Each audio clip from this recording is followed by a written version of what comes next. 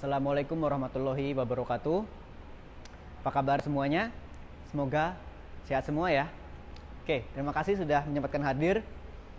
Sebelumnya perkenalkan, nama saya Joni Prayogi, asalnya dari Cilacap. Untuk pendidikan, saya S1 di Matematika UGM.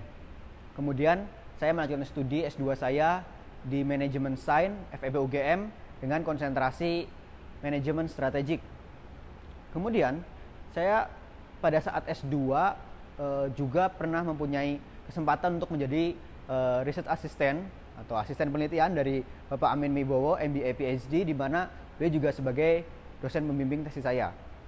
Kemudian pada tahun 2019 saya juga pernah menjadi seorang enumerator untuk proyek bersama antara FEB UGM dan Kementerian Keuangan Republik Indonesia, di mana pada proyek tersebut kami sebagai moderator mencoba untuk mengumpulkan berbagai data, di mana kita mau melihat bagaimana kepuasan dari pengguna layanan dari Kementerian Keuangan. Selanjutnya pada tahun 2015 juga saya juga berkesempatan menjadi seorang surveyor dari lembaga P2IB di FEB UGM. Kemudian pada tahun yang sama saya juga mempunyai kesempatan untuk memberikan pelatihan analisis statistik, di mana yang pertama yaitu pelatihan SPSS di UGM, kemudian pelatihan Smart PLS di Magister Psikologi UAD. Saya di sini mengampu mata kuliah manajemen strategik. Jadi nanti akan saya berikan beberapa kriteria penilaian untuk mata kuliah manajemen strategik. Jadi ada beberapa penilaian bisa dilihat, yaitu ada partisipasi kelas, kemudian ada presentasi, ada tugas, dan tentunya ada UTS dan UAS. Kemudian untuk mata kuliah ini saya akan nanti memberikan silabus yang mungkin teman-teman bisa download di portal, atau mungkin nanti saya bisa langsung kirimkan ke teman-teman. Jadi untuk total pertemuannya kita ada 14 pertemuan, di mana 7 pertemuan sebelum UTS dan 7 pertemuan lagi setelah UTS. Jadi total ada 14 pertemuan. Kemudian ada beberapa referensi yang kita gunakan di mata kuliah ini.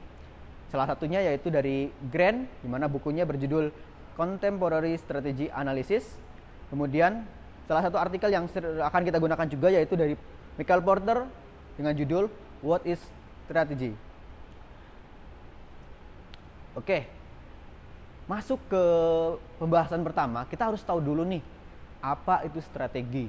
Mungkin teman-teman suka masih bingung, apa itu strategi, apa itu taktik, apa itu mungkin sebenarnya bukan strategi, jadi kayak cuma keunggulan-keunggulan biasa aja.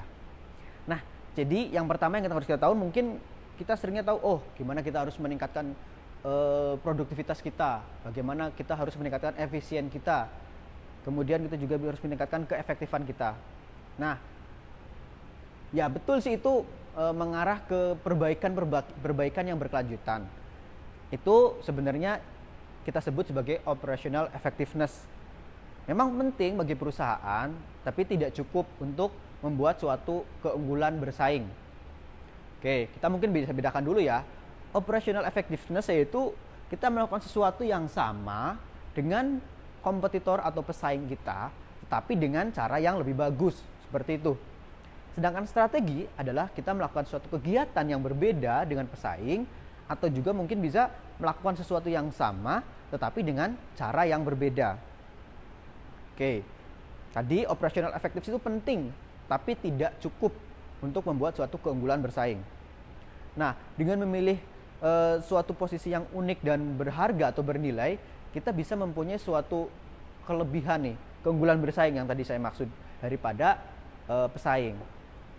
Kenapa? Karena tadi operational effectiveness itu sangat mudah untuk ditiru atau diimitasi oleh pesaing kita. Misalkan kita sudah bisa mengembangkan suatu produk seperti ini, suatu yang canggih seperti itu. Kan kita tidak bisa melarang mereka untuk mengimitasi produk yang sudah kita buat. Mereka akan dengan mudah melihat, oh produknya kayak gini, sehingga pasti tidak akan lama mereka juga bisa membuat produk yang serupa dengan kita. Sehingga kalau kita hanya mengandalkan operational effectiveness, akan sangat mudah diimitasi, sehingga tadi tidak bisa memberikan keunggulan bersaing bagi perusahaan kita. Oleh karena itu kita membutuhkan strategi, di mana sesuatu yang susah atau lebih susah untuk ditiru. Oke, kemudian mungkin ada yang bingung nih perbedaan antara strategi dan taktik. Nah, oke, mungkin kita bisa membedakannya lagi. Strategi itu adalah apa yang kita lakukan. Sedangkan taktik bagaimana kita melakukan hal tersebut. Jadi kalau kita ngomongin strategi, kita ngomonginnya what to do. Sedangkan taktik yaitu how to do, bagaimana cara kita melakukannya. Oke, strategi juga berkaitan dengan doing the right things, sedangkan taktik adalah doing the things right. Oke, kalau strategi, kita mempunyai strategi seperti ini untuk memenangkan sebuah perang, sedangkan taktik hanya untuk memenangkan sebuah pertempuran atau pertandingan. Ada satu quote yang sangat menarik dari Sun Tzu, di mana beliau mengatakan bahwa strategi without tactics is the slowest route to victory. Tactics without strategy is the noise before defeat. Nah, jadi ini mengindikasikan bahwa tactics dan strategi adalah sesuatu yang harus berjalan beriringan. Tidak boleh ada yang ibaratnya mental-mental seperti itu. Harus beriringan, harus selaras, dan keduanya sama-sama penting. Taktik tanpa strategi tidak bagus, apalagi strategi tanpa taktik. Oke, selanjutnya ini mungkin akan bisa lebih menjelaskan apa itu perbedaan antara strategi dan taktik. Dimana strategi itu memang levelnya udah upper level ya di manajemen, jadi yang bisa menentukan adalah tingkatan-tingkatan atas. Sedangkan yang taktik ataupun operational plan mungkin middle manager ke bawah. Jadi kalau kita berkaitan dengan penentuan strategi perusahaan, itu yang memang yang merumuskan adalah tingkatan atau upper level manajemen. Sedangkan yang taktik dan operasional di middle management ke bawah. Selanjutnya, posisi strategis ini dapat muncul atau dapat kita timbulkan dari 3 sumber yang berbeda. Yang pertama, yaitu variety based positioning.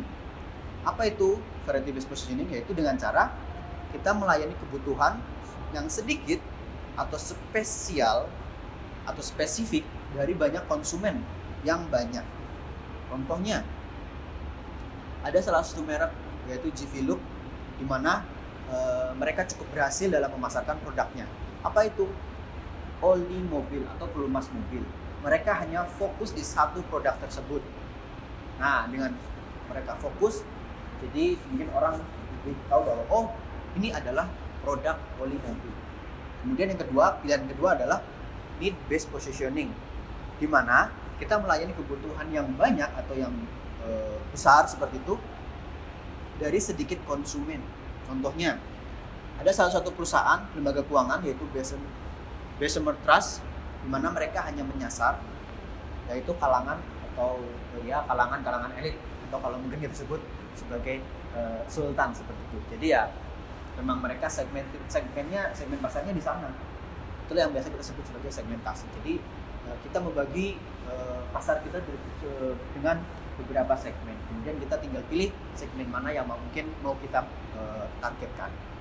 Kemudian yang ketiga yaitu ada access based positioning, di mana kita melayani kebutuhan yang banyak atau umum dari konsumen yang banyak juga, tapi dari populasi atau pasar yang lebih sempit. Contohnya ada namanya Karmic Cinemas, di mana dia mendirikan sebuah gedung bioskop, tapi hanya di kota-kota kecil yang mungkin penduduknya di bawah 200.000 orang saja. Kenapa? Ya karena mungkin kepunyaan bioskop-bioskop yang besar itu tidak mau atau malas untuk masuk ke kota-kota kecil, karena ya mungkin hanya penduduknya kecil. Tapi si Karmic Cinemas ini mereka bisa melihat suatu kesempatan bahwa sebenarnya orang-orang di kota-kota kecil juga sebenarnya pengen punya bioskop sendiri. Nah, masuklah dia di kota-kota kecil tersebut. Mereka bisa melihat peluang yang ada tersebut. Mungkin cukup sekian pertemuan kali ini. Untuk penjelasan lebih lanjut dan yang pokok-pokok bahasan selanjutnya akan kita bahas di pertemuan berikutnya. Oke, terima kasih teman-teman semua. Sekian dari saya. Apabila ada kata-kata yang kurang tepat, mohon maaf. Salam.